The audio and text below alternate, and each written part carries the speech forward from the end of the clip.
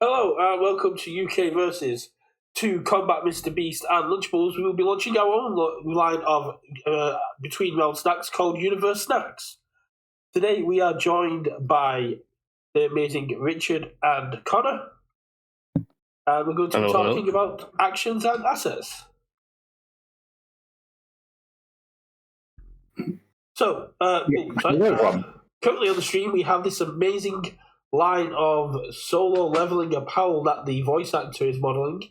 That also features my partner's lovely dagger. I don't know how that got on that, but if anyone's interested in solo leveling attire, you can get it on otaku.shop. And I'm trying to justify spending 60 quid on a blue solo leveling jacket. No free ads. all we do is free ads. What do you mean? Yeah, hello everyone. Another week, another top 10-ish. So we're doing top 5 actions, top 5 assets, because there isn't really enough of each to do top 10s of each. And we are joined by the lovely Connor from the Dobbers. Hello. Yeah, well, fortunately Tyrell couldn't make it to be with us. He had some last minute changes, but Connor was always high on our list of people to be here. He was always at the start. It makes sense he's here for the last one. Yeah, exactly. So, how's your week been, Connor? Yeah, not bad. Getting a bit better. A wee bit unwell the last couple of weeks, so rebounding. So this is a good way to end the week. Excellent. How you feeling about the Tekken promos? I don't think you want me to talk about mechanically unique promos. That's a different podcast. Well, we did find out that Josh also doesn't like them on Tuesday. So for people that haven't checked out our interview with Josh, he does talk about stuff like that. They are hopefully going away if he gets his way. Yeah, I hope so. Yeah, I like the cards. I like how they look. I think they're interesting, apart from Paul, who just doesn't look particularly interesting, but just looks powerful. But I obviously I've always been an anti-mechanically unique promo guy, so that hopefully this will be the last time I do it. Yeah, they're going to be up for redemption as well, but unfortunately they won't arrive in time for. Well, I don't know whether that's for certain. I don't think that's 100%. I thought they're really not. The retailers leaked that they're definitely going to be up for redemption. I think publicly, obviously, I think Lenoco said no information at this time. Hopefully they'll be up for redemption, but I wouldn't be 100% certain of that. I really hope they are, because I can't make it to my local store championship because Robin's getting back from a con that I can't go. And unfortunately, the new Scottish result, which Connor's probably going to want to talk about, missed it. Yeah, we didn't get our event set up in time, so we just don't have access to them. So there's the whole top half of the UK does not have that promo.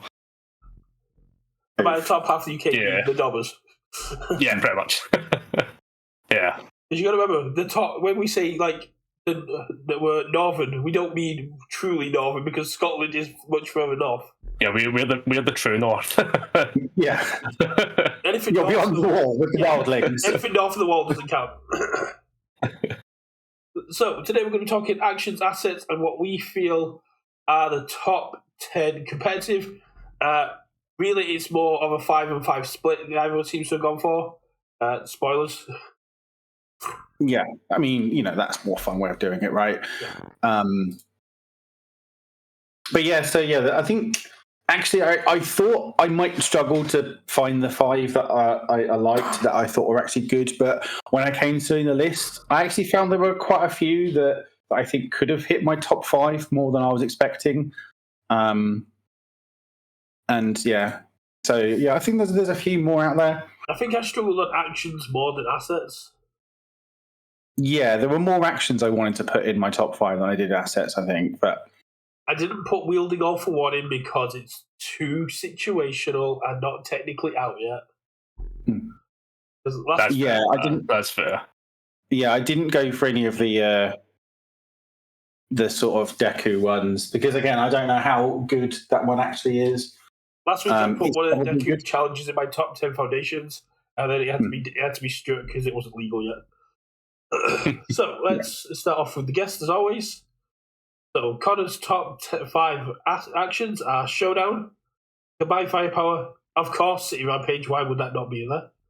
Referee Jury, the Dark Tournament Looms, and for assets, you have Eri, Cape, Battle Arena, Psychic Spirit Glass, and of course, VME.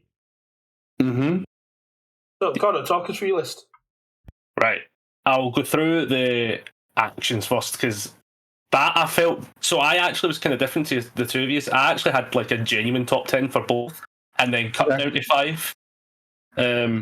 So some of these are like, there's like potentially other versions that are like getting floating about. So the easy one to start with is City Rampage when it comes to actions. That card's just dominating the meta right now. It's probably done more in the meta than most other cards have because it's actually created a 5 difficulty attack package within multiple characters as well. There's like so many characters right now that did not always just run all 5s and some 6s and stuff like that. There were like a couple of 4s and stuff floating about. This guy's been like, here, we are now playing City Rampage and then doing these very set attack packages. I think he's just definitely warping the meta. Especially if we take into account that we've now got the Titan attacks, which is just, although it adds 1 progressive difficulty, it does mean that your checks are going to be a lot stronger as well. Oh, 100%. Like, I only check 5s, so you can only check 6s. Yeah, and there's so much in the form of like hacking checks as well in the current meta that it's just like, this just continually helps numbers. Game I was playing the other day as Big Bear, I had plus 13 on my check. And I'm just like, yeah, I'm. So that's Knockdown Blow, Swarm Titan, and I was, City Rampage. I was also running like Falling Debris and stuff like that as well. Okay. As the final attack. It's got some good stuff going for it. But that's like that's probably the easiest one out of them all. Okay. I mean, not to jump too far ahead to my list, but shockingly, as someone who has gone on record a lot of the time saying they think it's wildly overrated as a card, might not be on mine. Oh. I mean, I agree with you on that. What it does is quite unique in terms of opening up a play style and a deck building sort of method, and that I do like about it. But yeah, I just hate checking a 3 on this motherfucker. But it is cool. I don't know. I've sort of got that kind of feeling of like, do you need it? Would the deck just be fine without it? But yeah, one of those things I might be completely wrong on, but.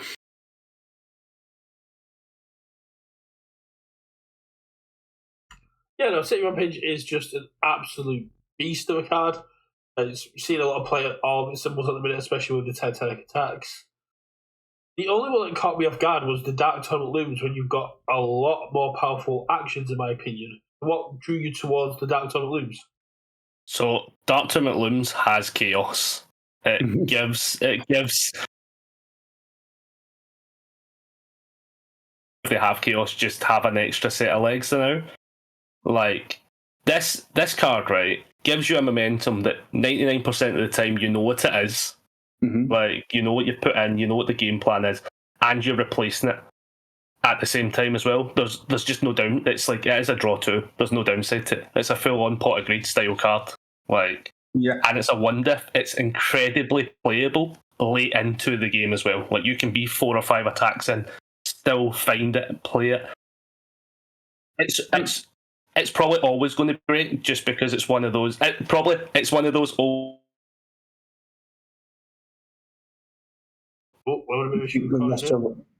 Lost your volume again there, Connor. You okay, Connor? Oh, sorry.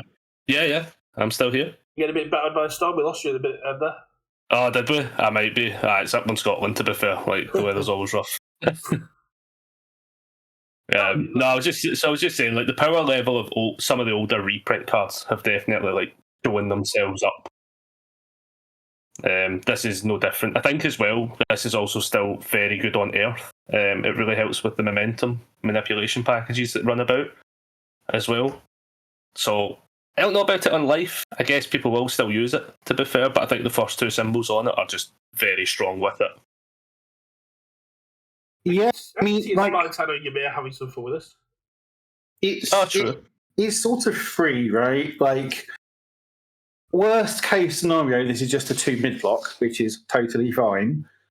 Like, second worst case, you just play it, it cycles, you draw a card, you haven't got any momentum, you just want to dig. Again, totally fine, because it's a one diff, so you can play it basically for free. And then sometimes it's, I draw 2 on my attack string, so I've got another attack, or I'm drawing into the block I need for my momentum. Like, it is very versatile in what it does, and mostly free. And obviously, it's got the chaos symbol, so you can do, like, obviously twisting Azure things with it if you need to. Like, obviously, it's very good with that. It's definitely a solid card, but when I find myself just sort of cutting to find space, it's one of those cards that sometimes is really, really good and sometimes just feels like air. Like, it's just sort of not impacting something. But yeah, possibly a little underplayed for how good it probably could be.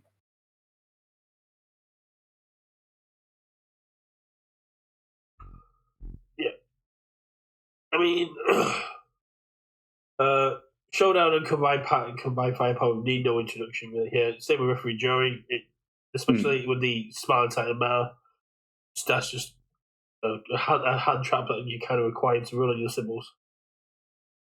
Yeah, like Combined Firepower, like has so many uses, right? Whether that's Rodan, whether that's Ghidorah, or whether that's things like there's Toga, right? Toga 1 gets to quite abuse that card and get to alleyway ambushes. It's sort of free damage on stuff in those characters. It's free blocks if you can, there's so many ways, things like incubating your stuff to trigger it.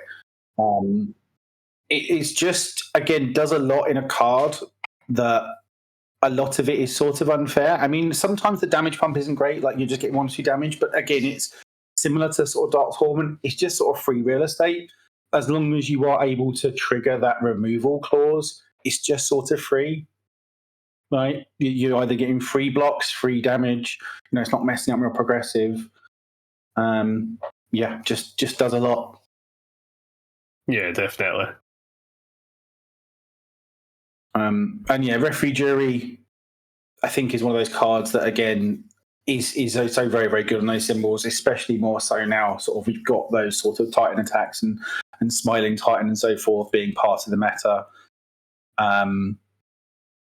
It's one of those best ways of dealing with it, of just saying, oh, okay, it's a 15 damage throw, it's 4, I can live now.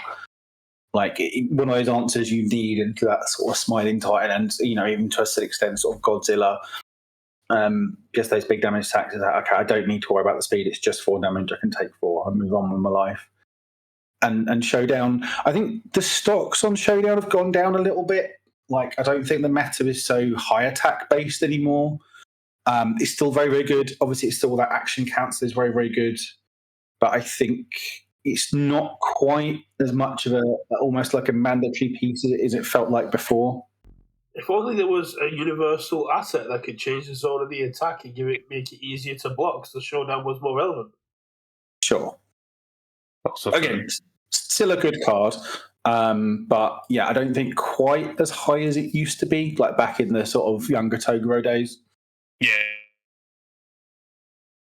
And especially when you can't just pick them up from the side table next to you. But then at the same time, I think it's one of those ones, for me, it was kind of between that and Barrier Shield was the 2 I was floating between on that kind of format of what was making my top 5. Again, arguably. Yeah, I could have seen both. I mean, both were in my top 10. It was when I was cutting to 5. I just think this has some slightly more relevant symbols at times, especially with Order floating about as well now, coming into play. There's definitely some scary Order decks floating about that definitely use this. Yeah. That makes sense. Have you got anything else on the actions, or should we move on to the assets? The only other action I had was the Cute Host. It's just free real estate. Like, there's no downside to it. Doesn't add to what's progressive. You're getting 3 at the end of a turn. There's no downside. Like it's just nice continuation of card draw. Yeah, a nice card again that I just don't find space for. It's just one of those cards you just never want to check a 3 on. But yeah. Again, possibly a little underplayed for how good the card actually is. He was running 3 checks in September. Oh, a lot of 4 checks. Fair, actually, if you're only running 4 checks, it's even better now. I wasn't even accounting for that. So talk us through your assets then, Connor. If you're into that. Right, yes. Yeah, hopefully. Here we go. So the assets, you've got vertical maneuvering. I think that card's just going to be game changing. I think you'll see it's got Infinity. You're going to see it in every deck.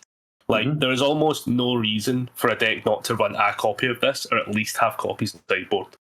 Yeah, like that's immediate. Probably is number one when it comes to assets. Like, yeah, I think that's fair. That's why it's just so that's good. why it's off in the corner by itself. It should be. It really should be, to be fair. In fact, it should have its own category because it's too playable. You know. Two. Yeah, everyone's one going to mid run block. it. Who do you win? Oh yeah, we make it and a 1 mid block as well. Yeah, it's like why not? Why not like have something that's just absolutely going to show up? Like hopefully everyone gets enough copies of it to play it. But yeah, that one just solid. Yeah, it's a good job this is an uncommon, right? It's a promo as well, isn't it? So if you just turn up to weekly locals, you also got it as a promo. Yeah. So it's like it should be attainable. People shouldn't be really worrying about not getting their hands on it, hopefully. And expect to see it. Yeah, if this was like a rare one ultra, the price would be bananas on it. Oh god, aye. But there's nothing to not like about vertical maneuvering, right? It's a 1 mid block. Like you never really want to block with it, but it's a 1 mid, right? It's got a great block on it. It's easy to fit into a build as a 2 diff. Obviously, it's good momentum out both offensively and defensively. And if you haven't got momentum, it still does something, right? You can still just commit it for just 3 damage. Like there's no point. Hold on, did you just chuck a bottle of Dr. Pepper directly from the bottle? No, it's Diet Coke, but it's actually just diluted juice. You're truly important. It's just diluted juice. It's all right. Okay. Still, yeah, there's no point in the game where like vertical maneuvering is dead. Like it does something even without the momentum, and then when you do have momentum, it's just yeah. And obviously bonkers in characters like Mewtwo, like. Yeah, there's a lot of setup for this card just being too good. Do you want me to jump to the next one? Yeah, go for it. Go for it as you want. Cool. Right, next one. Again, it's an old classic that's came back from the world of retro, which is Psychic Spirit Glass. This card, I'm shocked, doesn't see as much play.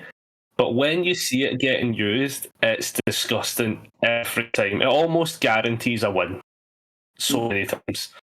Being able to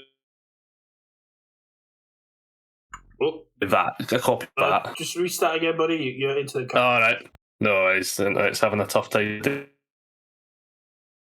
Yeah, it really is. You've just got again.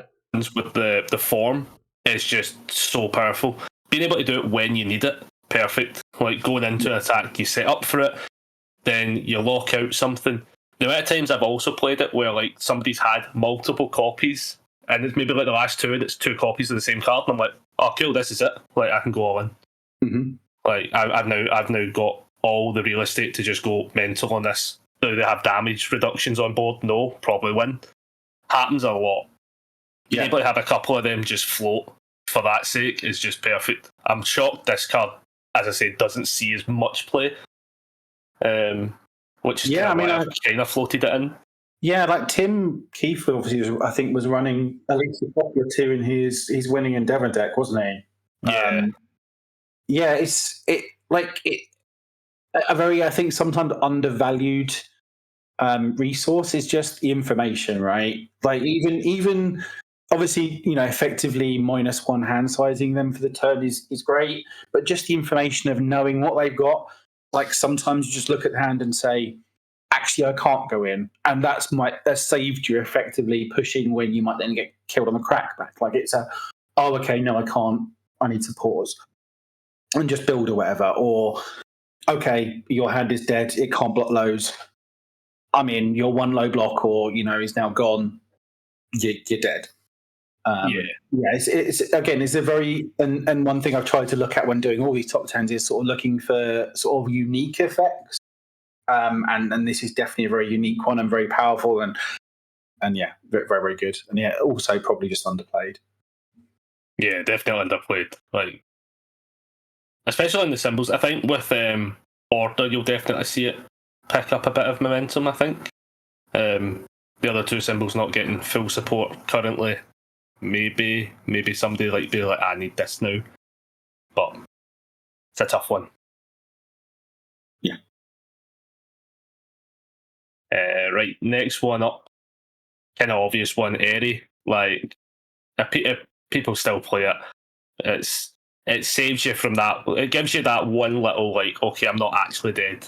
Can I now do something? Mm-hmm. Like, having these wee cards that just say, like, right, we're still in it kind of cards are still good. Like, again, I've probably went with quite a few that feel underplayed, but I feel as if they're still super relevant when played. Like, I don't actually know the last time I've seen Eri. I mean, I don't get to play that often, but like, I've not really seen those symbols fully run. But again, maybe with Life, I could imagine things like Ymir probably operating it, based on his health.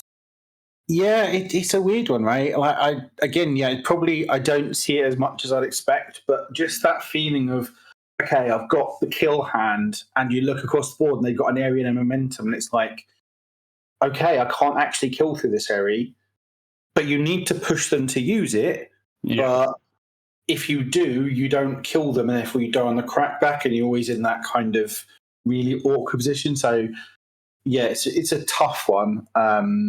To sort of, again, beat through and like sort of Vertical, even when you don't have the momentum, it still does a thing, just, a free re-ready every turn isn't nothing,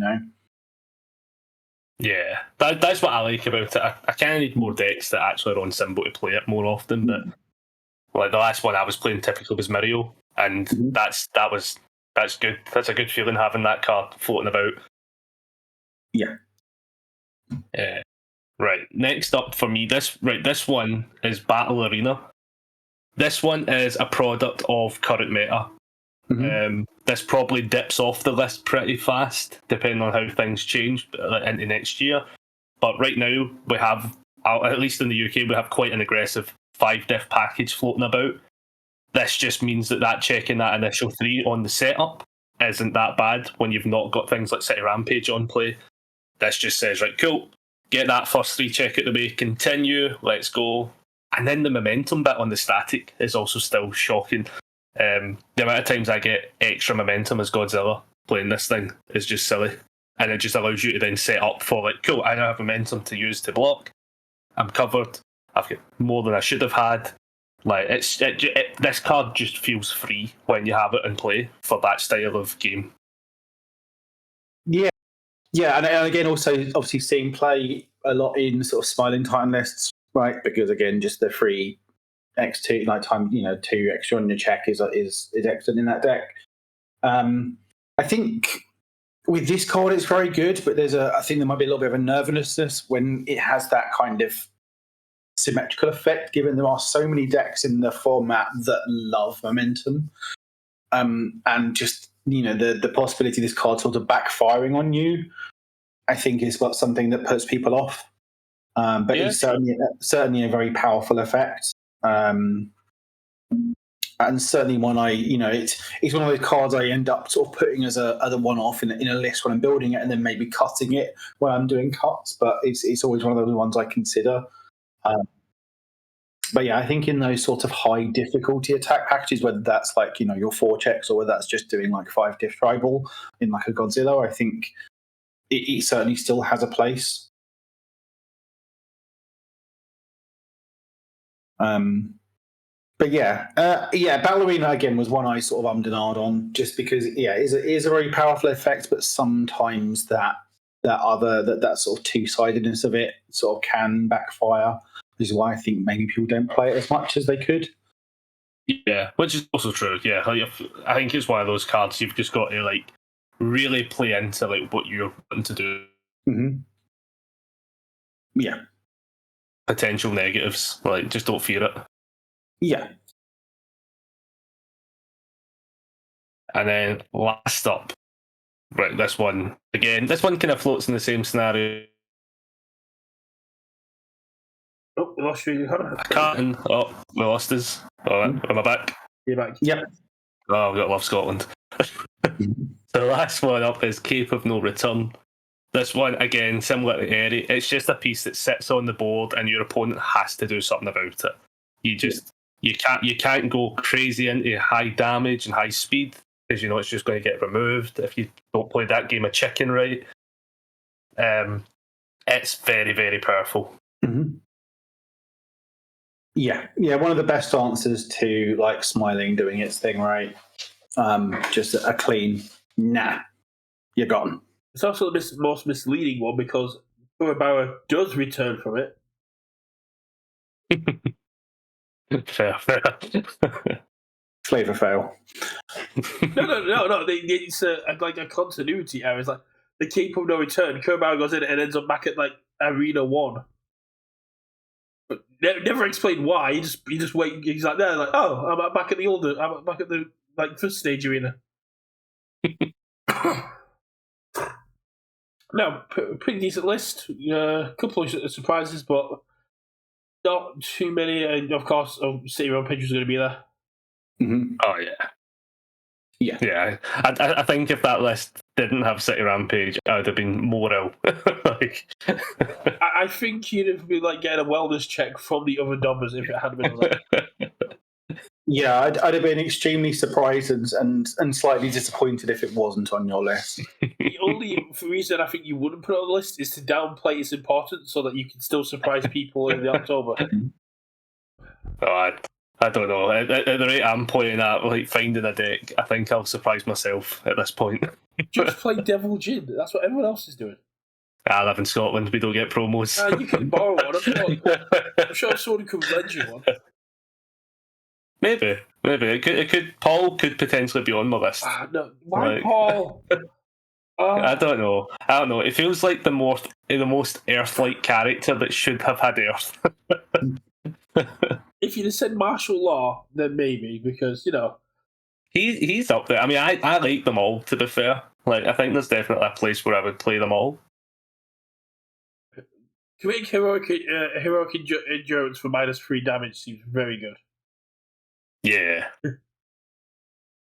That's another video I need to make now after doing the Devil Jin one, which I purposely left some spice off, and there's no one's mentioned it apart from Lenoco messaging me going, "Why didn't you put resting between bouts on there?" It's like, because I didn't want people just going, "Oh, this plays allies really well." And I just wanted to give them a few basic tools, not like all the spice.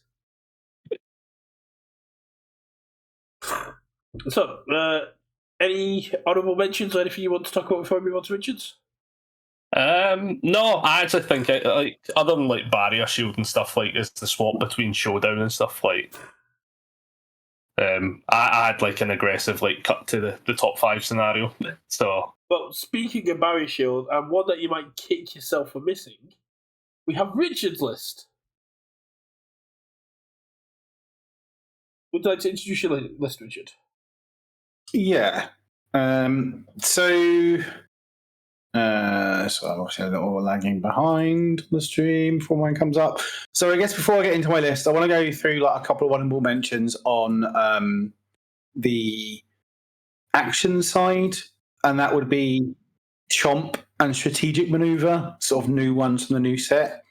I think they're both very good, but I basically haven't played with them enough to really have a good feeling of how good they are in terms of where they sit in that. They would sit in like a top 10 list.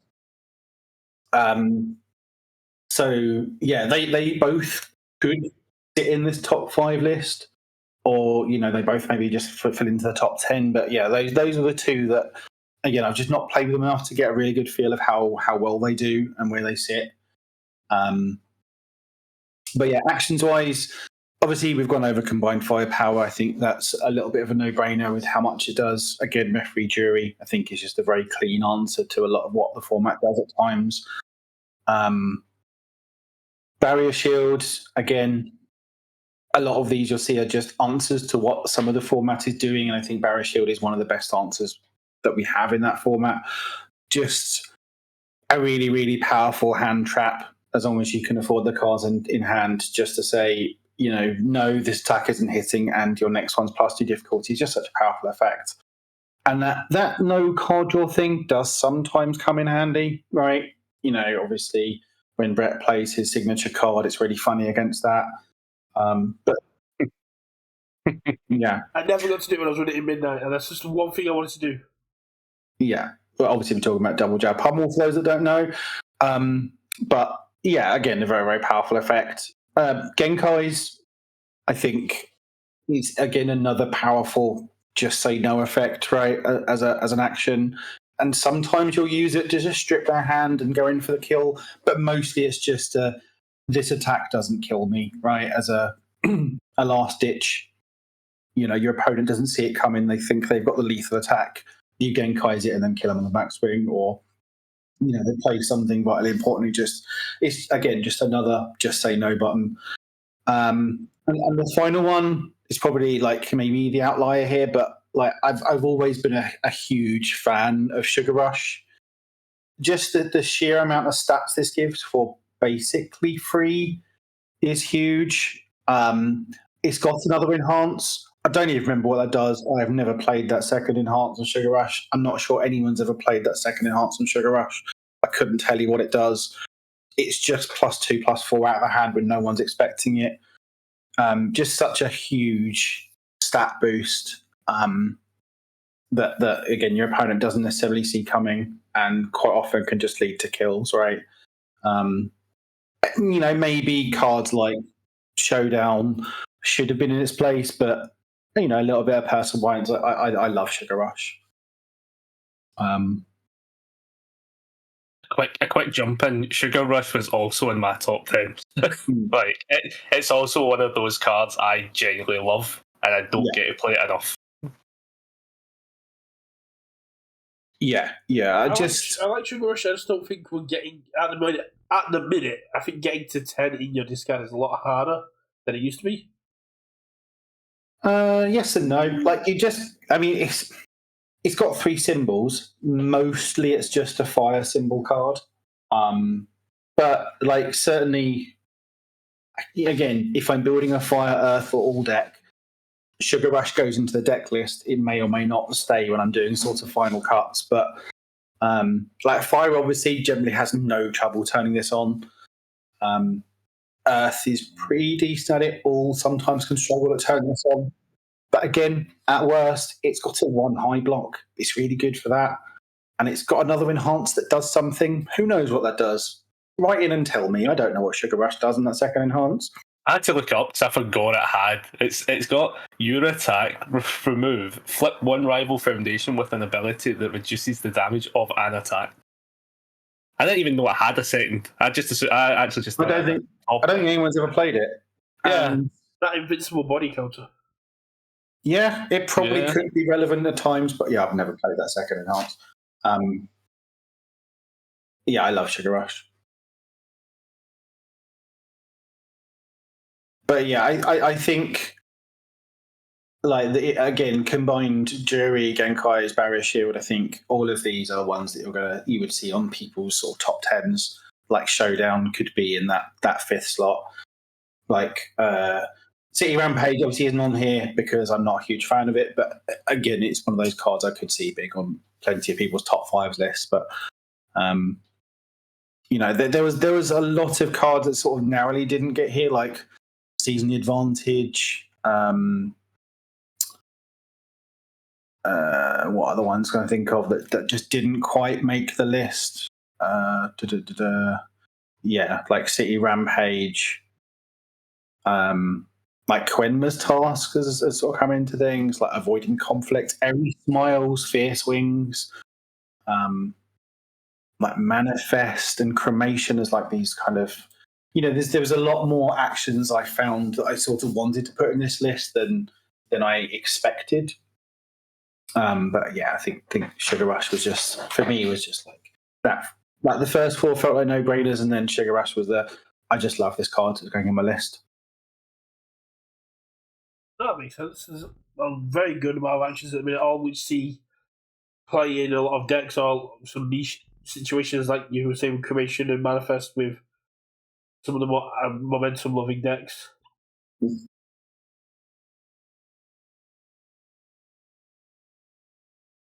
So I guess then moving on to the actions. We don't need to say anything more about VME. I think anyone who did this list and VME wasn't on it, it's not a list. It's obviously I need to quickly change my list. No. and then Cape, obviously, again, we talked about that. Again, it's just one of those best no thanks cards. A little bit more interactable than something like Enquiries, but obviously less costly. So, and then Iden Box, one of just an excellent onboard, just repeated reset that even sometimes come up offensively as well. So on Barrier Shield G, you just reset it back to printed to make them actually have to pay something for it. But again, just another really, really good defensive piece against anything that's just putting stats on stuff.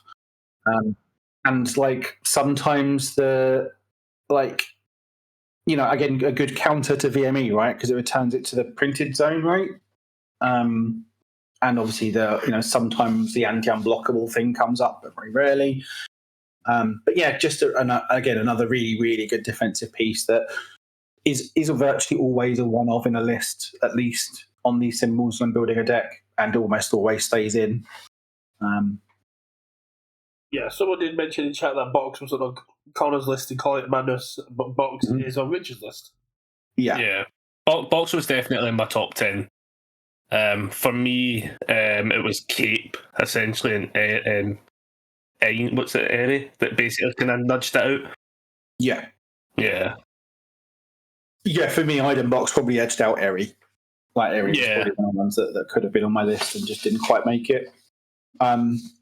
Knott's Flask is crackers. It's just the freest damage or DR in the world. Just on a one diff. That also, generally speaking, milling yourself is a positive rather than negative. Because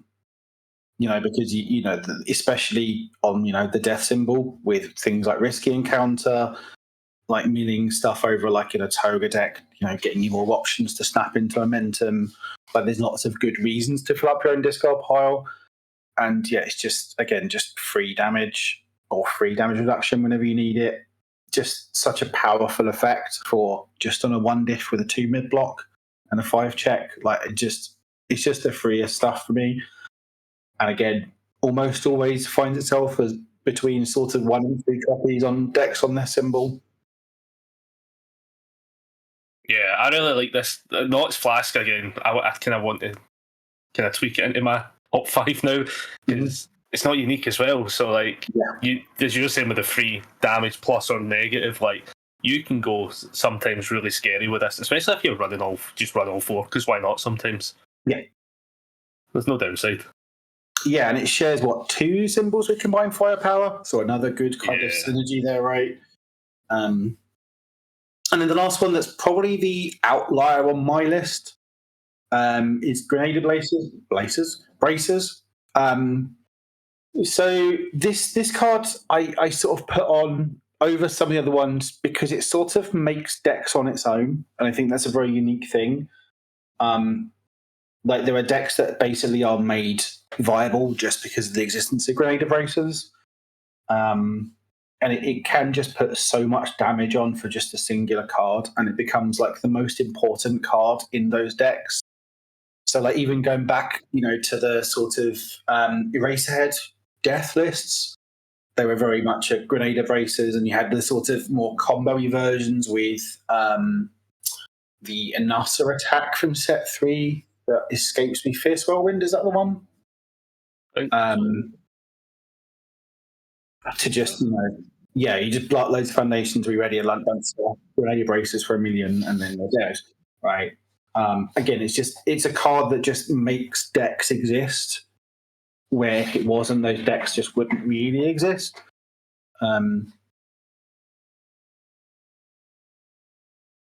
Maybe there are other cards that could have been there, like maybe like an Eri or something. But again, I'm a big fan of Grade Erasers. It just does something unique in terms of sort of making a deck exist. Right. Yeah. Yeah, for me, it's an interesting choice. I don't think I've really got to ever play against it too much to really value it. Is probably why it's not really near minds. But like, I'm reading it now and I'm like, yeah, there's quite a few destroying your own foundation sort of stuff floating about in there. Actually, it probably does pick up a bit, especially on death. I think Richard's still just traumatized from Adam's Karasu as well. Oh yeah, I very rarely get to play that as well. So, anything else on your list, Richard, or should we move on? No, I mean, yeah. Again, there was a few that didn't quite make the list for me. So, League of Villains is a card I want to be so much better than it actually ends up being. And again, I feel like it's just underplayed how good just sort of that cancel is. Like Trigger makes Mimic exist as a character.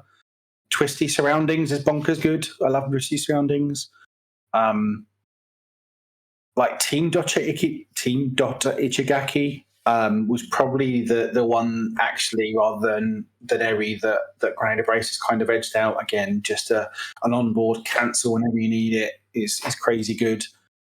But again, there was just more assets that are very, very playable than I expected. And I guess just on the opposite side of that, apart from VME, all of the assets in the new set were just really disappointing. Like none of the ones that are kind of survey core and the military priest. Potato's name. You do not. No potatoes for you now. No carbs until you apologise to potato. Sure. It is rarer than the ultra rares. Yeah. It is. Yeah. They had to call the numbers because of how powerful potato is. Well, I thought my list was going to be all outliers, but Dickhead here decided to mention most of them. Mm-hmm. Good. I'm waiting to see this. So, 5 actions, 5 assets. Asset-wise, I went with Twisty, League of Villains, VME, Cape, and Eri, because I think the 4 checks are around, especially on these symbols. Being able to cancel and enhance is still very powerful. Jin no longer gets to do it on attacks, but League of Villains gets to do it on foundations.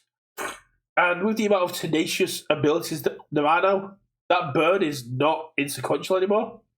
Mm-hmm. If your opponent goes, I'll sack my eat my Bearded Titan to -3 speed, you go, cool, burn 1. Like, oh yeah, that's a thing. Yeah. And again, Twisty obviously sort of almost being a bad VME on its face, but also being a 2 mid breaker 2, and then you've tried to play an 8 diff, actually it's a 10 diff. Yeah, it's a control VME rather than an aggro. Yeah. Whereas if you're playing against Smiling Titan and you get this down early, like, cool. You don't get to, I'm going to make sure you go down a hand size in your turn. Yeah. Action I feel like VME has sort of taken the place of Twisty Surroundings. I think like the sort of check hacking and the breaker block are never very good, but I feel like VME just does what Twisty does a little bit better for what you want it for. Yeah. That's why they're both on there, because why choose when you can have both? We have to check hack, especially when your opponent's trying to go with these big attacks, is very undervalued. Probably. I went a bit more of a meme. I got Runaway, Decay Awakened, Referee Jury, Barry Shield, and Eri Smiles, because I think Eri Smiles is going to be very important to just say, stop attacking me, please. Yeah. Again, I can't argue with 4 of these choices. Right? Again, both Eri Smiles and Runaway were certainly contenders for me. I think Eri Smiles is really good, and Runaway is very good. I think their stocks have gone down a little bit in a world of when people are throwing haymakers like Smiling Titan. Like, you block something with Airy Smiles and say, you got to play a foundation next. And you're like, cool, I was going to do that anyway because I can't pass another 8 check. And run away, it's like, again, you run away an 8 mid-8. It's like, well, you're still taking 8. Okay, chump. See, I think Airy's a lot more important now that Mikasa got nerfed. Whereas before Mikasa could just kick it. Whereas now you can end these long streaks from Mikasa and Levi and all these other characters by just going, I'm going to stuff a foundation there and make it harder for you to keep recycling all these attacks. Oh, yeah, don't get me wrong. They're both still very, very good, right? They're both still totally viable. And again, totally under consideration for me for my top 5. The stocks have just, for me, gone down a little bit when we're hitting these where people are throwing big haymakers, and that's a big part of what is in the meta. But again, against people like Pony and Mikasa and these and more string decks, they're both excellent at sort of stopping them. Yeah, because you got to remember, although we have got the big Spartans and stuff, Ghidorah's still around, Rodan is definitely still around. Mm-hmm. I thought about seeing on Page Virgin Games, but I knew Connor was going to have it, so we were going to talk about it to death. It probably replaces Decay Awakening, but I wanted to talk about Decay Awakened because I think against these big need to build to 9 to transform characters, this is a great way to delay them. And if your opponent is outbuilding or has a more defensive build or has just built to ridiculous amounts, you just get to go, where are we starting? You've sculpted a bunch of attacks, cool, let's restart and let's have you just fail them. Yeah, I don't know how to feel about Decay Awakened. Like, it's a very powerful effect, but I don't know what characters actually want it and, like, what matchups it's actually good on. I mean, Structure was a sideboard card for a lot of people, I believe. Yeah, don't get me wrong. Like, I think there is value to Decay Awakened. I'm just not sure where and who and when, right? I know Aaron plays it in Overhaul, and he played it in his Toga. I don't think anyone else really played it, but that's because majority of people last season were playing Godzilla, which does the same thing, just doesn't hit assets. Yeah. Whereas this one you get to go, cool, all your assets go, all your foundations go, your VME's gone, your Ares gone, your Cape's gone, everything's gone, we're restarting, and I'm a 3-check deck, you're a 4-check deck, I'm going to start swinging before you. There's definitely a world in which it gets played. For me personally, I'm struggling to figure out what cat. It's similar to Rich. I'm kind of struggling to figure out which character I'd put it in, where I'm not just like, I'm Godzilla. Like, I think that might be if Godzilla wasn't a character that existed, like, there's definitely a good few death decks that'll be operating it. Yeah, for sure. It is a good reset, but I think it's one of those. You've got to have it in hand. It's like, it's kind of why I'm not too up on like Godzilla's form as well. Like, it's so subjective when you call it and you do it, where it doesn't always fully reset the game, kind of thing. Yeah, you've got to be very careful how you get down. It has to be your first form, of course. But for me, it's just the you also don't get to build as much as you do with Godzilla because you just get the one face down, then it's your opponent's turn. Whereas you get to build afterwards with Godzilla. But for me, I think it's a solid sideboard choice if you are looking at if you're expecting Riders, Bertholtz, Addies, other stuff like that, and you don't want Spartine and you don't want to erase them, you go, cool, you just spent 2 turns fully building out and launched 1 attack. I'm going to restart this and go, you need to build again, I need to build again. And see if you can redo that race. Yeah, I think it's powerful. It's one of those cards that you need to see it on the turn where it's good, and when you don't see it on the turn that it's good, it's just a blank. And it's certainly situational. I think it is probably more of a sideboard card, and probably does have its matchups when it's good. But even in those matchups when it's good, you need to see it on the turn where it's good, right? Yeah. Yeah, but high rolling wins events. That's sure. If you could really say that about any card, you need to see it to play it. Yes, If but my, other if my ones opening have hand is Runaway, VME, Twisty Surroundings, 2 attacks and a foundation, I'm like, yeah, cool, this is a god-awful hand. Sure. I just again. I think it's more situational than some of the other options. In that there are times when it is a blank because you're ahead But or whatever. situational doesn't necessarily mean bad. No. I'm not saying it's bad. I'm just saying that's why it wouldn't sort of hit top 5 for me, and why it probably doesn't see that much play. But I certainly think it can be an option. But essentially, you're sort of setting yourself back to being player 2 to an extent, right? Only your opponent doesn't get to sort of mulligan. So if they've been sculpting a hand of attacks, right?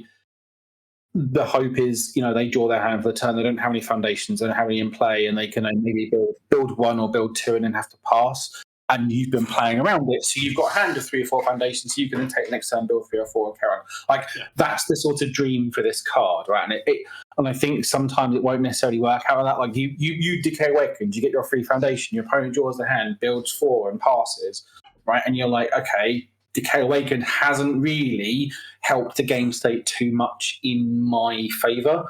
I'm still now on the back foot. I still now have had to have played around it and then be able to build. And we're just back to sort of square one. And sometimes being back to square one is enough against these decks that want to be building to 9/15. But that's just it's the same as the Dabby once per game, or the Endeavor once per game, or the Godzilla once per game.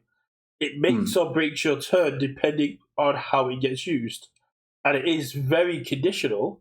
But if you're literally staring down a completely defensive wall, sometimes getting that reset and going, they haven't got the defensive cards anymore because I've just destroyed them all, could mean that, I might not actually get to do anything, but you get to also build out, also attack, and know that you've got rid of all their defensive pieces.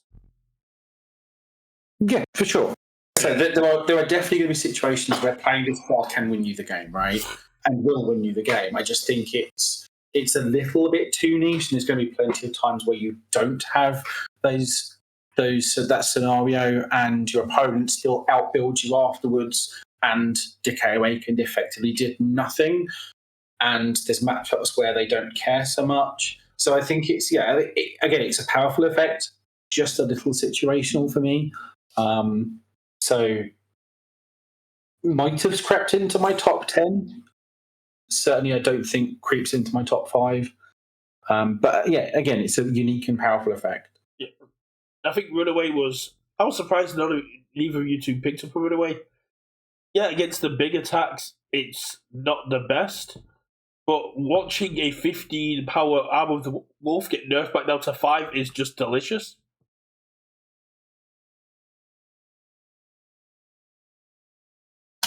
Yeah, I mean, Runaway again was one of those ones that nearly was on my list. Didn't quite get that, but very nearly did. Again, I think the stocks have gone down a little, but it's still very good. Also, the best thing to do with a Runaway is to run away a Fat Grapple, because that is the funniest thing. I'd say the Mikasa one that's got 0 damage. With the Blitz, it gets damage equal to the attack speed preceding it. Yeah, sure. 0. It's more that I managed to do that at locals against Harry when he was playing Cementos. He played Fat Grapple, I Runawayed it. He played a second Fat Grapple, I Runawayed that one, and he was sad.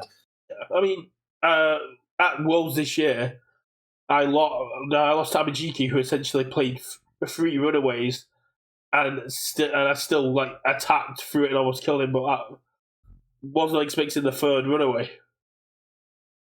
Adding to progressive, taking minimal damage, and just getting to go, I'll take printed, I'll lose health equal to print damage, deny you momentum, and I'll add the top card of your deck, your discard to your card pool, meaning that I might take, as you said, 8 damage against a Titanic Leap, but your next one, you're now playing with +1 progressive.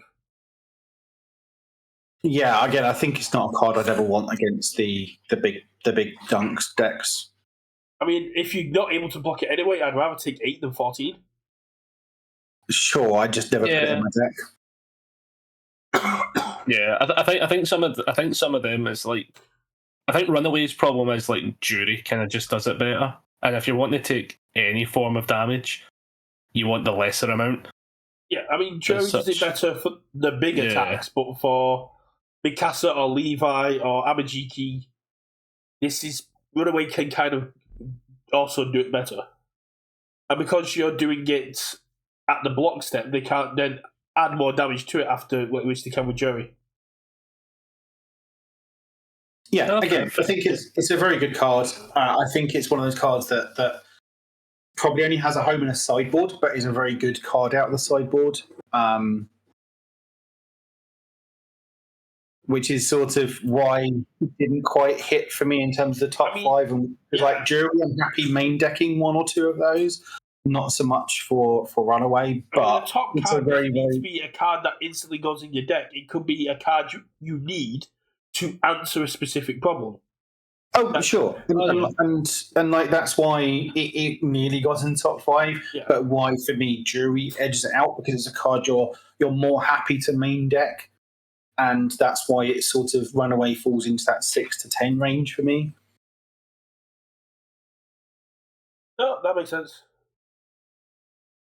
We talked about Eri, we talked about Kate, we talked about VME, we talked about Barry Shield. Eri Smiles we touched on. I can't remember what the other ability in Eri Smiles does, but I just know it flips foundation and says you need to stop attacking me now. Yeah, it's just learning the standards on a stick, but the other ability I'm not even sure he's good or has. Like, at least you can see a world where you play that second ability on Sugar Rush. And I remember with Eri Smiles trying to work out what possible reason I'd have to play the second ability in Eri Smiles and couldn't come up with one.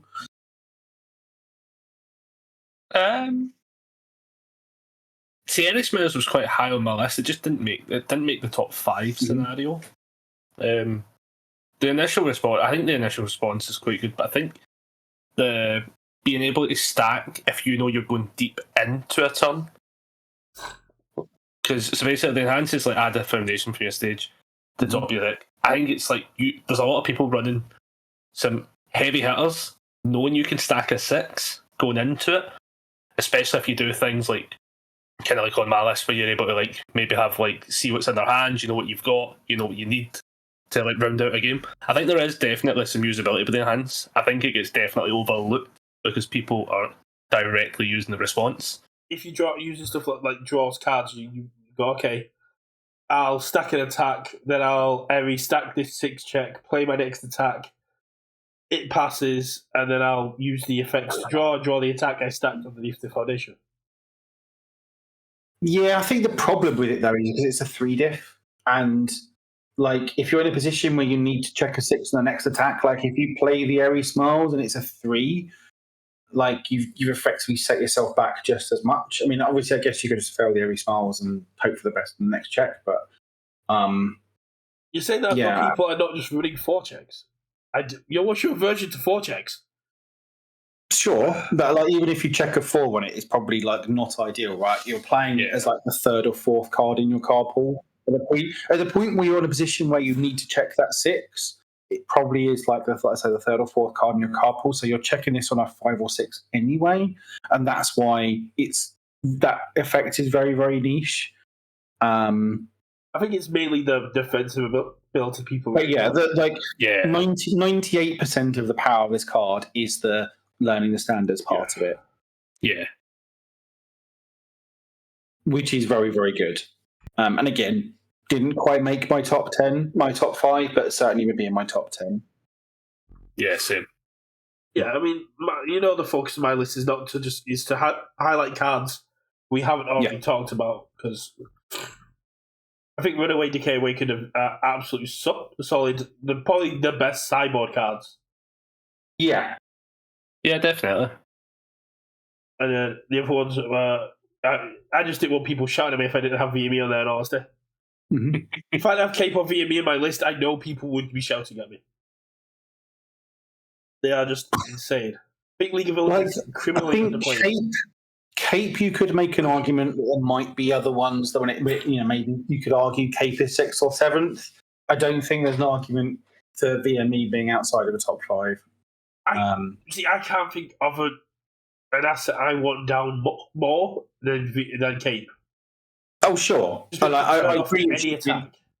I agree it should be in top 5, but I think there's much more room for an argument of Cape being outside of the top 5 than there is for VME. No, VME is just the best card at the moment. Mm-hmm. I think in the Patriot webcam Discord I got into it, I think it was Kai that said, "What the Dod's the best card in Standard?" I went, "No, it's VME. VME is the best card in Standard." Possibly. I would say it must be up there. Yeah. Don't know if I'm saying it's number 1, but it's up there. I think it might break the tie on Walk the Dog just because it's got Infinity. Yeah, fair. Yeah. To be fair, this conversation also went down before Paul Phoenix was a thing. Mm-hmm. Yeah, League of Villains is a card I really want to put in every single deck on these symbols. It's always a card that goes into my list and always gets cut. It's always in my sideboard in case I see someone who's depending on a certain enhance to get through or plays a lot of tenacious abilities. Yeah, part of the problem with being a 4-diff, so you've basically got no room to build it on turn 1. Unless... I'm sure, right, okay, sure, shut up. We don't need to keep on in that job. It has Chaos, and Chaos is possibly one of the best 4-check meta decks out there. Sure. But in that sort of deck, you don't want to spend your first turn not building resources to commit to pass your big booms. Anywho's, I think League of Villains is very, very good and certainly feels a little underplayed. But yeah, I don't know. It's a tough one for me for League of Villains. I love it so much, and I really want to have it in every single deck, and then find that I just end up cutting it. And maybe it not having the impact I ever really want it to have, even when it is in play. But certainly a card I have a soft spot for. Yeah, it's a tough one for me because I can't really say I've played it or used it, so I've not really got a connection with it. It's actually probably the first time I've looked at it for a long time. Yeah, that is fair. It was I played a lot in Shigaraki 3 back this time last year. Okay. Because basically it just turned off tenacious abilities and let you just again keep control of the board. I think a couple of the Elder to Go lists at the beginning of this year were running it, but as Richard's pointed out, at the minute with Younger to Go being so aggressive and then Godzilla being so aggressive, and now we have Smiling Titan and all these other really aggressive decks, it kind of needs a bit of a slower meta. Yeah. I think it's also one of those, how much is the losing 1 health for them doing that really affecting the game? I'm saying this from somebody that doesn't really have a real grasp on it, to be fair. But you'd be surprised, especially if someone's got an Eri down or something. Yeah, I'd say it's not so much now people aren't playing with things like the economy fix and stuff. The bottom response is a little bit of gravy on top of the meat, which is the top response, right? Just to cancel, which again is very powerful. I do wish it was tenacious though, the response. Yes. Yeah, that would make it a little bit more palatable. But again, a card I love and just never quite find space for index on those symbols. It's sad it doesn't just say an ability on an attack and it's not just enhanced or off, because I think if it could cancel blitzes, then all of a sudden value might go up a little bit. That's fair. Cancelling the blitz on a Ravages or something might mean it's actually worth playing, but such is life. But yeah, I mean, for once, I don't think this is a wild list, Brett. I think, League and Decay Awakened are the outliers, but I don't think they're totally unreasonable picks. No, I mean, like I said, Decay is if not the top 10, what are the top 10 of the sideboard choices? Hmm. And League of Villains is just, it's a card that everybody wants to play because it just shuts down a foundation ability. Which, if you're playing against these big tribal attack decks, that's what your opponents are relying on now. Mm-hmm. But the response isn't bad. I mean, it hits. I mean, it's one of the few things pre-Attack on Titan with burn damage that can actually kill. Yeah. That's one of the great things. You leave your opponent on one, and they go, okay, I'll blow up my committed enormous axe, and I'll use its ability to spill in. Cool. Die. But wait, you used an ability on a committed foundation. Get wrecked.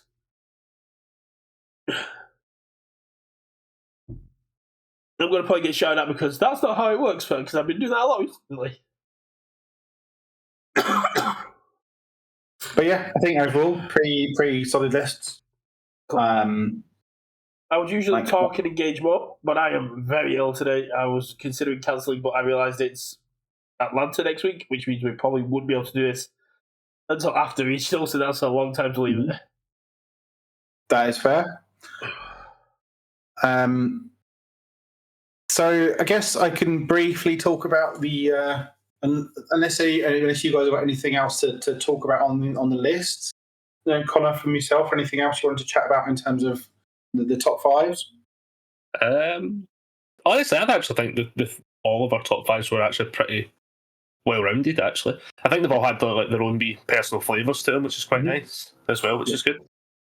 But I think even then, if we were to extended that to top tens, I feel like we all had roughly the same list. If it's fair, yes, yeah, I think most of our 6 to 10 range stuff was all pretty interchangeable. Yeah, which is sort of why I think top fives were there, because there isn't too many more than 10 that are actually sort of playable in terms of assets and actions. So for now, there's many more to come, I assume. But yeah, so I guess I can briefly talk about the event happened yesterday at Locals. Oh yeah, good and evil. Yeah, which was a bit different. So for those that are aware, we did a good versus evil event. So similar to, you may have been done like a heroes versus villains. So this is, you had to turn up with one character on the good symbol, one character on the evil symbol, and obviously as part of a match, you had to win a game with both. The wrinkle here was that we made everything MHA1 and onwards legal. Obviously normal ban lists, so no back alleys and things, but everything MHA1 plus was legal. So I know there's been some talk and rumblings on the main Discord about a modern format, which would be, the MHA onwards sort of format. I think that's just David. Possibly. I have seen sort of some chats in Discords about sort of various sub-eternal formats, so it's something between retro and standard. But it was actually a lot of fun. I think if we had 6 people, a couple of the locals that should have been there, unfortunately couldn't make it. But yeah, I think everyone that played in the event had a lot of fun with it, and it was actually a lot more fun than I was expecting. I was expecting it to be fully degenerate, and it just wasn't, apart from me. Unfortunately, I was a filthy degen. So in terms of sort of the decks we had Genkai and Tabe. We had a Jiro 2 and Shigaraki 1. We had a Stain 1 and Spinner. We had a Jiro 2 and Toga 4. So what was that? So that's her 5, is it? We've gone through. And then the last one was me. I played Toga 1 and Jiro 1. Obviously, Jiro 1 was abject filth because of all the 3-diff air-attuned charge weapons. So, playing that 3-diff package in Jiro was not fair. When you're playing a 3-diff as your 4th card in the string and it's coming in for as an 8 low for 10 or whatever, like that Mikasa Unrelenting Assault as like on a 6, it's an 8 low for 10 as my 4th attack. I mean, what wasn't fair was it overhead strike, letting you pick up specialized sound waves? Yeah, I only played one. I only played one of those because it's only a weapon; it doesn't pick up damage, and it's just a nice. I found it was just a nice one-off that sometimes you do pick up the specialized sound waves. But most of the time, you just don't need to because you can just play 4 attacks in a string, and they're all coming in for potato and potato speed, so it just doesn't matter. Like sound waves were good. Like sound waves did sound waves things, but it's a 3 diff that only picks up damage, whereas everything else is a 3 diff that picks up damage and speed. Like sound waves was fine, but everything was crackers. Like just like the 3 diff, I can't remember the name of it now, that has the combo that says they have to commit a foundation for every enhance they play. Maintain. That's the one. And then so like I was playing 2 copies of Fierce Wings because Fierce Wings could pick up everything but 4 cards in my deck. So there was just one of the maintain distance, whatever it was, not maintain, the Levi's overhead that picks up the 3 diff, and then there was 3 copies of the 4 diff that goes through the top 4 and then picks out a 3 diff attack, which again happens to be a charged weapon, so just get stats. And I'm so glad you couldn't play Risky Encounter or Coordinated Strike. It was just obnoxious. So yeah, I did lose a game with Jiro when I just drew nothing but grey against the Toga 4 player, who then proceeded to double rando spirit gun me in a turn and kill me. So yeah, fair play to Cohen for doing that because he brutalised me in that game, and then next game I just drew orange and killed him because that's what Jiro does. And then yeah, Toga 1 was surprisingly a lot of fun. Like I don't particularly enjoy the evil symbol, but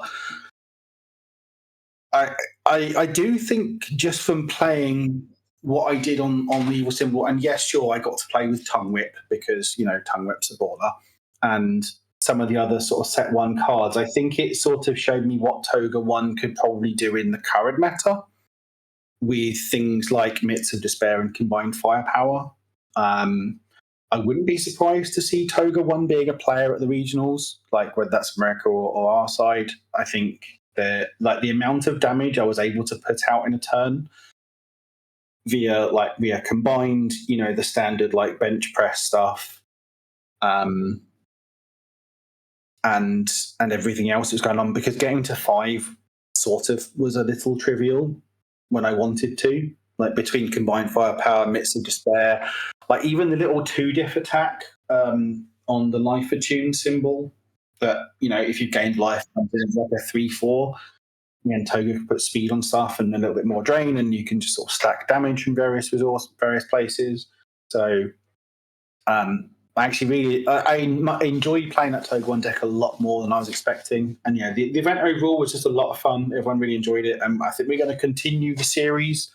And so next up on the list is Fire versus Water, and then work through all the rest of the sort of opposed pairs. But yeah, I think there might be a little something there in that kind of modern format, or whatever you want to call it, if you sort of ban Jiro, because I think she's just obnoxious, even more so than she ever was in Standard. I mean, a modern format does sound actually quite fun, to be fair. Because I think some of the big issues with retro is for newer players, it's tough to get the older stuff. I mean, even somebody like me, I can't get my hands on the King of Fighters stuff that well. So if I want something like that, I have to kind of go my way. I think modern, though, is actually a really nice bracket. I kind of like the idea of that, actually. Because it's easy enough to get my hero set 1 onwards. Yeah, and it also means you don't have to learn the rules, right? So, for example, learn what gauge and multiple and reversal and dealing with attacking on turn 1 and all that stuff, right? So I think there's a kind of an idea there, and obviously there's going to be balancing issues. So I wouldn't mind people trying this as side events at events and seeing how it goes. I mean, I'd rather take on reversal than JO1 again. Sure. I think it's one of those things, much like I think Magic did with the modern format itself, like in Magic. They came out with like a big ban list of things they knew were going to be problematic, and then they gradually pared things down as they felt they could put it back in or added stuff and just sort of a bit more aggressive with that ban list. And I think either you just say, let it ride, let it go for some side events, get some data of what's clearly broken, i.e. Giro, and just then when we make this an official format, maybe we then rip out the stuff we know can't stay. I mean, if you wait until the end of the year when we get the next Attack on Titan, it would essentially just replace old standard because it'd be the last 10 sets. Yeah.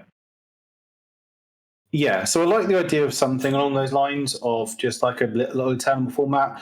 I mean, part of the reason we did it is because like a lot of the local guys that aren't me they came in quite late. So they didn't get to play this set one stuff very much before it rotated. So it was nice for them to go back and actually play the set one cards. And I think adding a little bit of value back into those older MHA1 and sort of meaning that when they rotate from standards like set 2 and set 3 and stuff still have that bit of value going back into this other format that, you know, can probably stay as a side event for now. But if it's popular enough, if it takes on, if it works, then something that I think that UVS Games could consider as like an official format. But certainly something I'd like to see maybe tried at side events, because there was certainly a lot of fun in the deck building and a lot of different choices. Obviously, there was a lot of set one cards you just played because they're good, like Tongue Whip, Passing the Torch, Giro, like whatever. But I think there's something there as long as you sort of cultivate it and get rid of Giro, because I think she's never been fair and she's never been particularly fun to play against. She's a lot of fun to play, but like, ooh, if you play water versus fire, that means you can play Mina 1, 13 diff attack. No, in water versus fire, backdraft meta. You check the 13 diff, you discard a card, you play the 13 diff for free. Sure. They nerf Shishi Wakamoto so this wouldn't happen, and you've created a format where this can happen. Sure.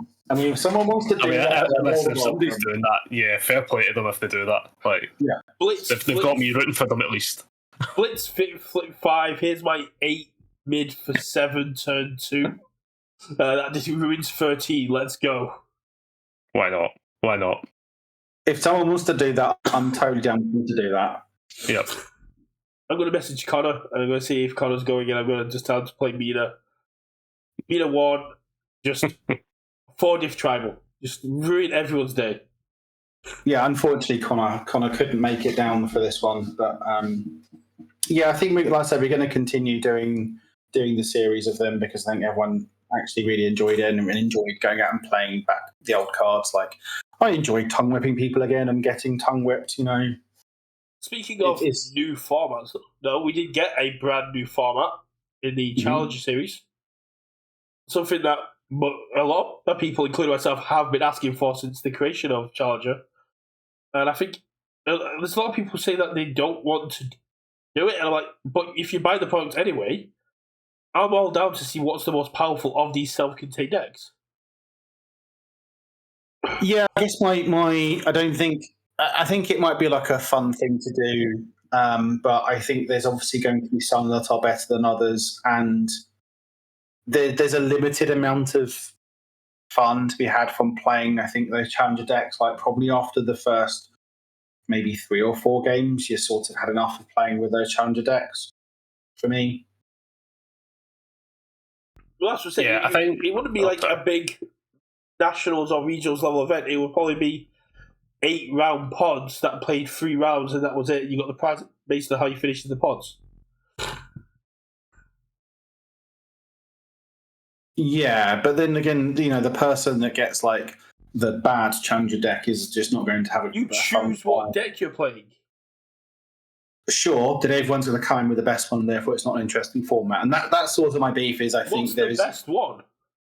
I mean, I don't know. I haven't really thought about it. It's almost certainly one of the Godzilla ones, right? I don't know. It might just be, Self-contained, Godzilla's probably not as powerful as you think, because he doesn't have nothing but 5s and 6s. He has 3s and 4s in there as well. I'd say Jester or not are probably high up on there. possibly. Like, I haven't really looked into it or thought about it. Yeah, I'd probably put the Trigun decks up top. Wolfwood and Vash. Because like Wolfwood and Vash, yeah. Yeah. Because the thing with Godzilla is he doesn't get a full play set of the Yeah. Rampage and stuff. Like some of them you need to like mash two together to really make them function. I quite like the Wolfwood and just that soul deck. Yeah. Healing and offering extra damage and everything makes a lot of sense. Deku 6, his self-contained vestige package is probably going to be very strong. Yeah, but Deku 6 isn't very good. We've already covered that. Yeah, but not very good in standard, but very good for Challenger, maybe. Where there's no Eden box, where there's no reset of stats. Where you can just go, I'm going to put 15-15 on my attack, play it, pass it, and go, get wrecked. Can we loop the forms in this format? No, you can't. Damn, right, okay, well, it's well down then. I mean, maybe a more interesting version of this format would be you pick two challenger decks and build a deck from that. They have to be two different ones. You can't just put two Godzillas. Well, no, because then you're forcing people to spend 70 quid rather than 35 quid. Sure, I'm just thinking from a competitive perspective, right? Or actually make it not interesting. A competitive format. It's think about all these people that have bought their Erin Challenger deck. Yeah. You can rock up with Erin or Armin to a Challenger event and go, okay, I've played in my Scramble, I've got my promos, I've learned more of the basics of the game. I'm now going to take part in a Challenger event because I've got my Challenger deck and I can get more interaction with actions and assets. Because one of the biggest things people have said to me on Reddit is, I do not know how they work. No, it's not in the demo, it's not explained, and all the little videos that we had when MHA came out, which was like All Might talking about how they work, seem to have disappeared. So I wanted to reference them. So at the minute, there's no real way, apart from the videos I made, to explain, and UVS Hermit's videos, to explain how actions work and how you use them. Same with the form ability. The form ability is never explained, and new players don't want to, especially like experienced TCG players coming into the game, don't want to then go to their friends they've been playing with for years and go, what's a form? They don't want to look stupid. Yeah. Yeah, Look, I think that trips people up. No, sorry, Rich. Sorry. No, you crack on, buddy. Yeah, no, I think form's definitely one of those ones that trips people up because it's like it's the thing you do, but doesn't really get explained of what it's actually doing sometimes. Yeah. But no, I think the Challenger is going to be very cool. I think Ghidorah is still going to be absolutely nuts in it. You know, not Ghidorah, sorry, Rodan. Rodan is still going to be absolutely nuts in it.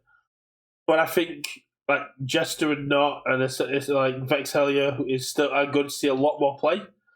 It's going to be a lot better for the onboarding process, and if done properly, my boy Sung Jin Woo with his self-contained XP skill kit could dominate that set.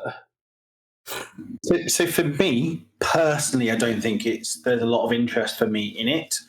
However, I do think it's nice to sort of for UVS games to formalise this a bit for retailers, right? Because they might have stocks of these challenger decks that they're just sitting around and want to clear out, so they can put on a challenger deck night where they maybe can like subsidy, sell these a little bit cheaper and give people a reason to buy their stocks and shift product that way, or almost like a pre-release type event for a new challenger deck coming out. Like, for example, for a release like the lower decks one, you could imagine it's probably quite a good thing for a retailer to say, hey, we're going to have a challenger deck event for as effectively a pre-release for these lower decks ones. You turn up, you pay your entry fee, you're going to get one at random, and then we play our event, and then we'll have the rest of them on sale at the event as well if you want to pick up the other ones. See, I don't think it's for local stores. I think it's for regionals. I think it's for the... Yeah, but regionals are generally run by local stores, right? So, for example, Patriot Games can use those events to essentially the sell their product of challenger The regionals are changing out there. They're no longer just card games. They're trying to make them into events, more like conventions, like the old Magic Protos and stuff, where they're going to have people there. So imagine you've got someone coming in just because they like the IPs. They do their demo, and they go, "Oh, if you like the demo, pick up a challenger deck." And then tomorrow, come back. We're doing a challenger only, which means everyone that's playing is only going to be using cards like this. It's a great way not to scare off people that have come to because they enjoy the IPs.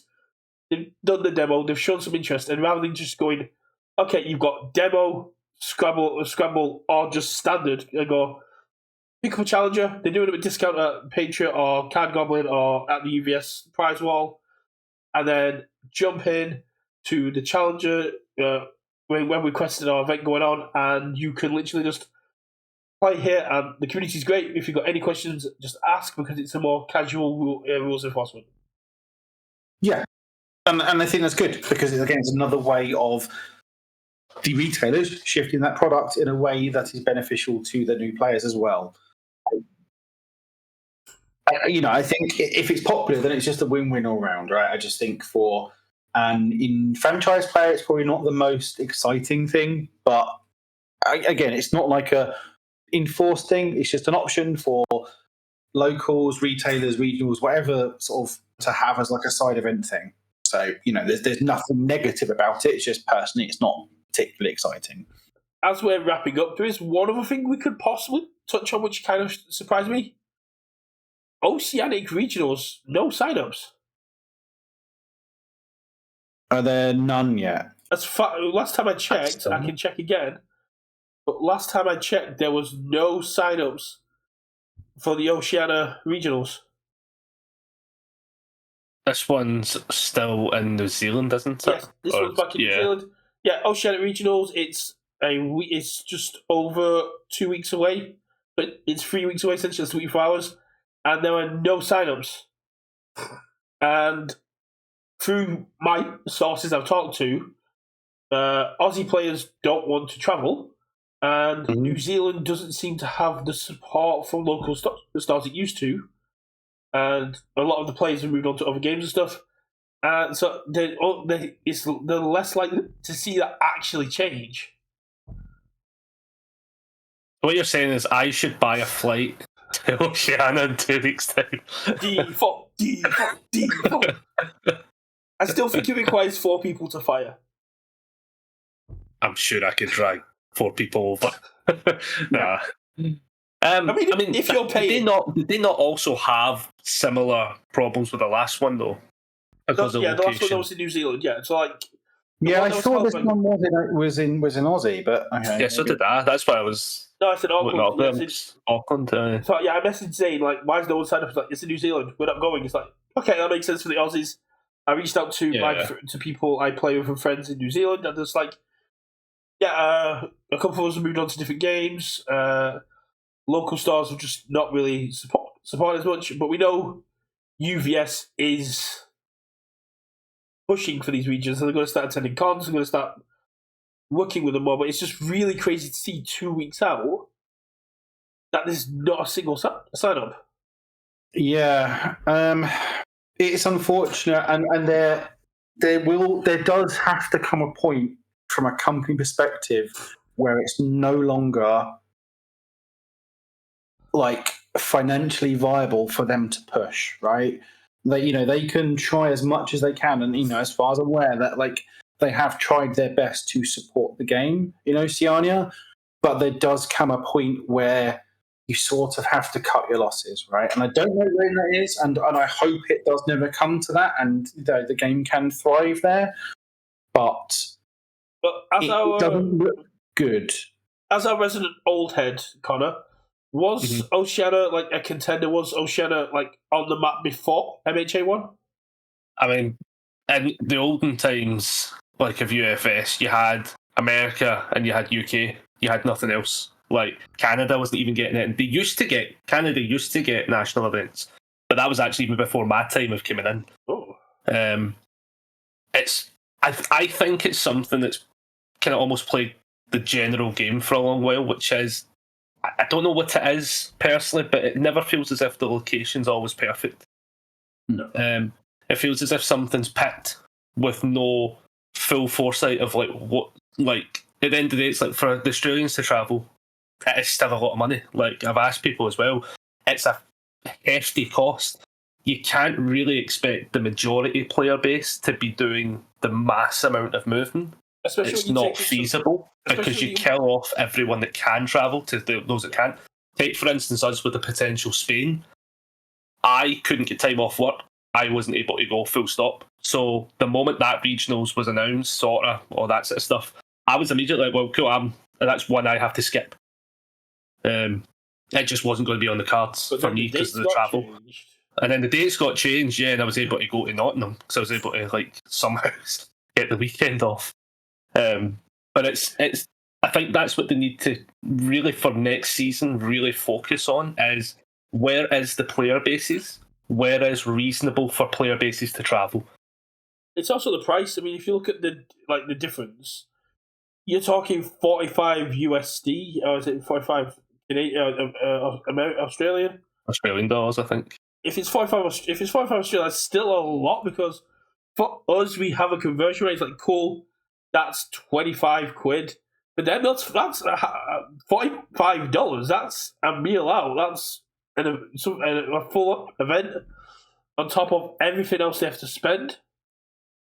And then if they win, they get a $500 coupon, and then have to spend 4 times that to get out there. Yeah. Yeah. I mean, part of the problem is it's a case of actually having a TO that wants to run the event, right? Yeah, that's And can run the event. So, like, that's part of the issue they're going to have, and you know, basically, it's going to have to be sort of Josh and Levi's problem to solve, right? Of how to sort of give them the support they need and actually have the game grow, while It's the still same with Europe, isn't it? They without need to sort of find- it just bleeding endless money for the company. it's the same as Europe. They need to find somebody, a TO in Europe, who wants to run the events, put the investment in the company. I mean, Oceania had the same issues that we had that kind of killed Europe, that we've set free, and like the delays, and like really it's the old heads of the UK that kind of kept this game going and kept the new people motivated to keep playing and going, yeah, we go through this all the time, it'll get better. If you're looking at a brand new community like Oceania, they haven't got that outside of Discord. They haven't got those established player base going, like the foundations that they can build their community on. So just like mainland Europe, Oceania needs a second wind, and I think, again, thanks to Josh and like all these consecutive W's that UVS have now racking up, I'm happy to say I have faith in the company that they will actually not just go in with like half cock going, oh, we need to fix this, let's just throw stuff at it. They will actually come up with a plan before just running in and going, this is an emergency, we need to overcorrect. Yeah, it's tough, and I don't know what the answer is. And you know, if we did, we'd have our own cutting games company. yeah, exactly. And fundamentally, the answer might be, this is too much for a money sink. This is not financially viable anymore. You're on your own, guys. Right? Hopefully, it doesn't come to that. But you know, there is obviously a line where if it drops below that, that becomes the case. So yeah, I guess diminishing return.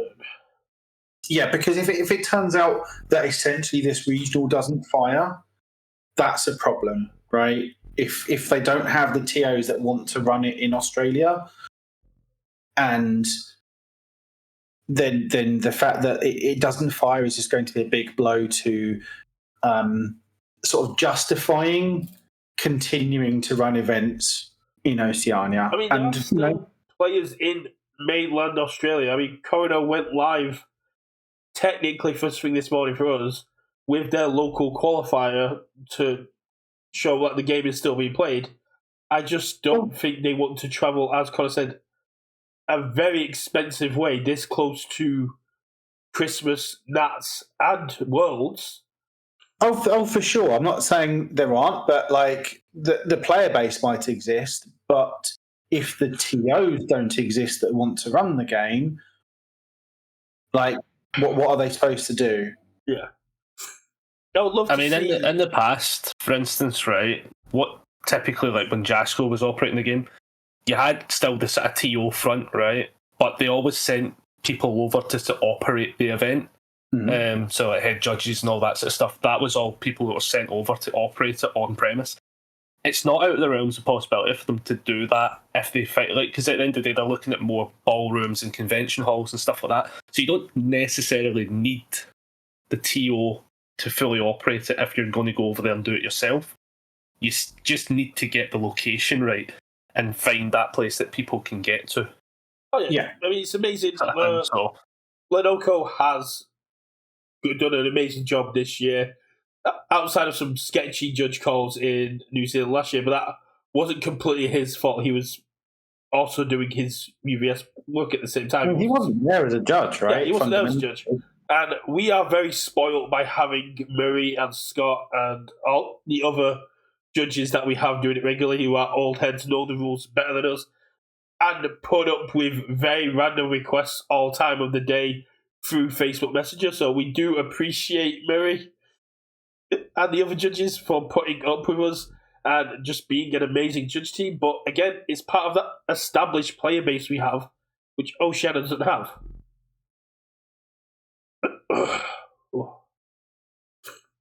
Like Rich said, we can't come up with a solution here.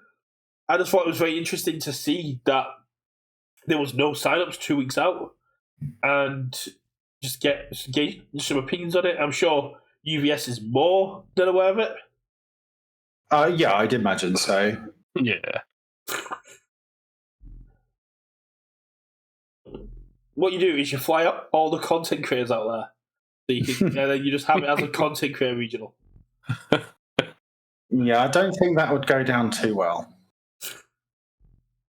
I mean, we can pay them back in hugs. Yeah. Yeah, again, I'm going to go with I don't think that's going to go down too well. Right, well, we've been going almost 2 hours, which is a lot longer than I thought we were going to go, because I'm absolutely knackered. Yeah, we can call it there. As always, thanks everyone for watching, and follow along on Twitch and so forth. Obviously, if you are watching on YouTube, as always, thank you very much. Thanks for the support. Do all the algorithm things, like, comment, subscribe, all that jazz. It's really helpful. Thank you in advance. And obviously, thanks very much to the wonderful Connor from the Dobbers for joining us, as always. You are much welcome on the channel. Yeah, do keep an eye out on the channel. I've got some new Critical Role sleeves. I've got some Critical Role playmats. I'm going to do a recording of me opening and reviewing them. And then I'm going to do essentially either a paid raffle or a paid event where you can then win the Wall Titan playmat or the Best Detective playmats or the Critical Role sleeves, because I paid for these, so I just want to get a little bit of money back for them and get them out into the community, and also do some review to see if they're actually worth the money. Yeah, we've got them at our locals. I don't know what they're like. I mean, they look really nice. I don't know what they're like, sort of feel-wise and shuffle-wise. And that's what everyone's told me, and that's what led me to go, I'm going to buy them and then see if I can make my money back on them, giving them back out to the community, just so I can review and go, they look good, but are they good? And I paid for my own money, so I am not about my UVS rules to go, oh, these are really hype. I can just say whatever I actually feel.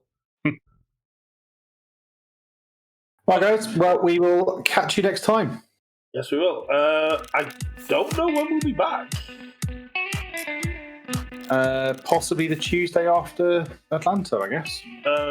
Yeah, possibly Tuesday after Atlanta. I think we'll talk about a challenger tier list. We'll come up with something. Or I might take a little bit of a break up to regionals. Who knows? Catch you in a bit.